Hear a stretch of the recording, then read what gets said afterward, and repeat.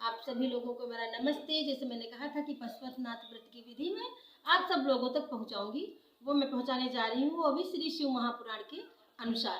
क्योंकि जब हर साल से कम से कम लगभग 7-8 साल हो गए हैं, तब से मैं शिव महापुराण हर सावन में पढ़ती हूँ और 1 महीने में पूरी करती हूँ उसको। तो उसमें बहुत प्रकार की विधियाँ लिखी हैं। हर विधि तो हम लोग नहीं पूरी कर सकते, लेकिन जो इम्पोर्टेंट है, बहुत ज़्यादा ज़रूरी है, वो हम आप लोगों तक पहुँचाने जा रही हूँ। आप लोग सुनिएगा। पशुपतिनाथ व्रत किस लिए किया जाता है? मनोवांछित फल पाने के लिए। जैसे हम लोगों के पास हर व्यक्ति ऐसा है जिसके पास कुछ ना कुछ कमियां हैं। किसी के पास संतान नहीं है तो किसी के पास लड़की ही लड़की है, लड़के नहीं है, किसी के पास धन नहीं है, किसी के पास घर नहीं है, किसी के बच्चे नहीं अच्छे हैं, कोई शारीरिक परेशान है, कोई मानसिक परेशान है। इस तरीके की परेशानी जो लगी रहती हैं उसको भगवान से निवेदन करके सॉल्व करने के लिए यह व्रत किया जाता है। तो आप लोग सुनिएगा क्या कैसे ये व्रत किया जाता है। तो हम बता रहे हैं कि शिव महापुराण के हिसाब से कि यह 5 सोमवार को यह व्रत किया जाता है और 5वें सोमवार तक हर हालत में आपकी इच्छा जो है वो पूरी हो जाती है। तो किसी भी चीज़ की कमी अगर हमारे पास है तो हम मन बनाते हैं कि हमको पशुपतिनाथ का व्रत करना है। पशुपतिनाथ का व्रत कैसे करना? आपको 5 सोमवार रहना है। 5 सोमवार कैसे रहना है? आपको 5 सोमवार लगभग 3 महीने में पूरे करने हैं। वैसे तो 1 ही महीने में पूरे हो जाएंगे। तो हमको ऐसे रहना है यह व्रत कि ये सोमवार हमारे 3 महीने में, जैसे मैंने आज का रहा, कल का छोड़ दिया, कोई प्रॉब्लम भी आ गई तब भी छोड़ दिया, कहीं जाना हुआ तब भी छोड़ दिया। उसके बाद धीरे धीरे करके हमको 5 सोमवार रहने, वो भी 3 महीने में। करना क्या है? बेलपत्री, भांग, धतूरा, फूल, सब तमाम प्रकार के जितने प्रकार के गुलाल आते हैं, गुलाल कलर, वो बुक्का होता है, समी पत्र होते हैं, और क्या कहा जाता है, वो लौंग, पान, सुपारी, इलायची, ये सब कुछ उसमें थाली में रख लो। और बेलपत्री तो आप शाम को ही, रविवार को, यानी कि सोमवार को हमको व्रत रहना है तो बेलपत्री हमको रविवार को ही शाम को तोड़ के रख लेना है, क्योंकि सोमवार को बेलपत्री तोड़ना वर्जित होता है। तो मैंने अपनी थाली सुबह ही सजा ली, उसमें सब कुछ रख लिया, कलावा, लौंग, इलायची, उड़द की दाल, जौ, भस्म, मतलब सब कुछ, वंटुवाल, धूप, माचिस, जिससे हमको जो हम सुबह वाली पूजा करने जाएंगे तो फिर हमको शाम को पूजा करनी पड़ेगी। तो ऐसा हो कि जितना हम सामान रखें उसमें हमारी सुबह भी पूजा हो जाए और शाम को भी पूजा हो जाए, उसमें दोबारा हमको कुछ भी ना रखना पड़े, क्योंकि दोबारा ना उसमें कुछ रखा जाता है। और फूल के अलावा, फूल आप रख सकते हैं दोबारा, उसके अलावा आप कोई भी उसमें पूजा की सामग्री नहीं रख सकती हैं। दूध, गंगा जल, ये सब आप पहले से इतना रखें कि वो शाम की पूजा में भी काम आए, हमको दोबारा ना रखना पड़े।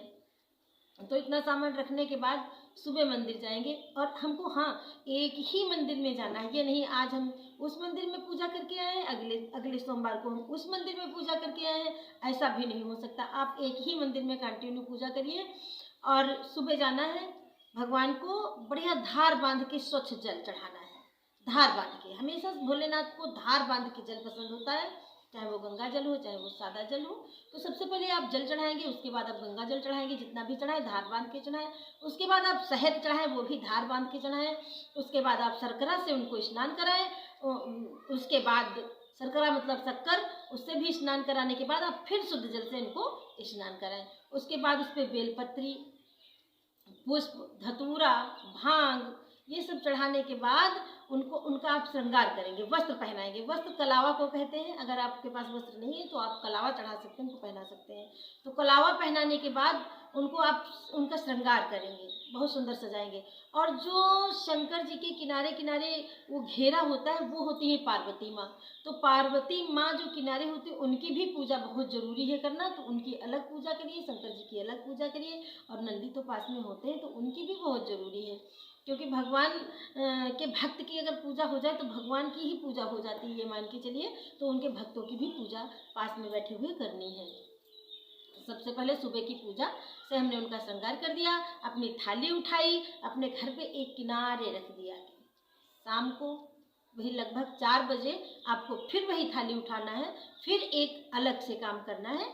आटा थोड़ा गूंथ लेना, उसके 6 दीपक बनाना है, और 6 दीपक बना करके मंदिर ले जाना, उसमें घी के दीपक जला करके मंदिर में रखना है 5 दीपक। और छठा दीपक आपको उठा लेना है, जला के नहीं लाना, ऐसे रख लेना थाली में। और जब अपने घर में घुसेंगी जब आप अपने घर घुसेंगी तो अपने राइट साइड में दीपक रख करके उसको जलाना है और अपनी जो मनोवांछित इच्छा है उसको कहना है। तो शाम की पूजा में आपका ये अलग से एक काम होगा, आटा के दीपक, देसी घी के दीपक जलाना।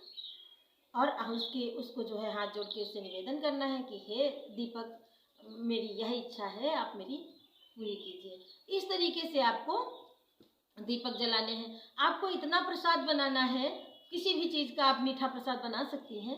और इतना प्रसाद बनाना है तो आप उसमें 3 हिस्सा बना लेंगी, वहाँ ले जाएंगी पूरा प्रसाद, ना उसमें से किसी को खाने को देंगी ना घर में रखेंगी। पूरा प्रसाद जितना बनाएंगी उतना मंदिर लिए चली जाएंगी और मंदिर के में 1/3 कर देना है।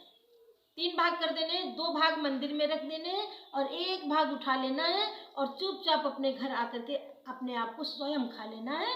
किसी को ना देना है ना बोलना है। और खाने के बाद थाली के पैर छू लेना है और अपना व्रत इस तरीके से पूरा करना है।